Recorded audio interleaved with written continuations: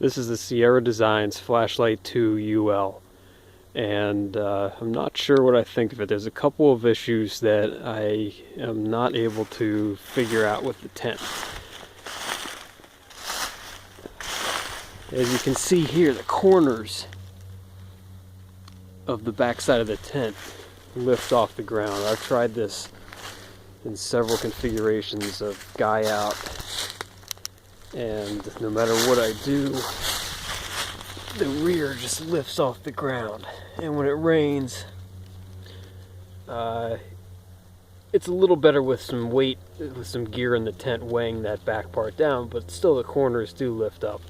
So moisture gets under there, more so than if it was really staked down close to the ground. So I'm not sure what the issue is.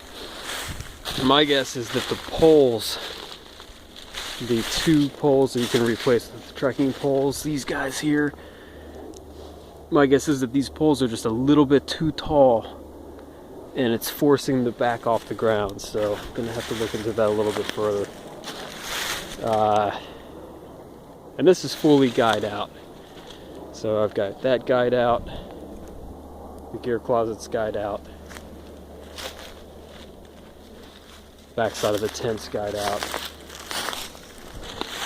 You can see from this angle, the peak does not get very taut, but that's not an issue. I had this set up in rain for, I don't know, 10 hours, and there's no ponding or leaks because of that.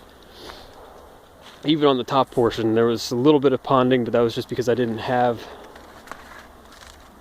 this pole situated properly. So, but other than that, I think it's a really interesting tent.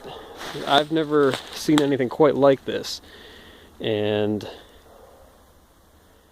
I just wish I could resolve the lifting on the back. That also, you can see, it's just so much of a gap between the ground and the tent body. So anything that you put in these gear closets, it's pretty exposed. But here's just a look inside. A lot of ventilation, but you can still button it up enough so that if you were camping in cooler weather, it wouldn't be incredibly breezy. And although they don't show it as one of the configurations, you can take, if you've got this guy out point set up at the top, you can take this gear closet and kind of stash it like that.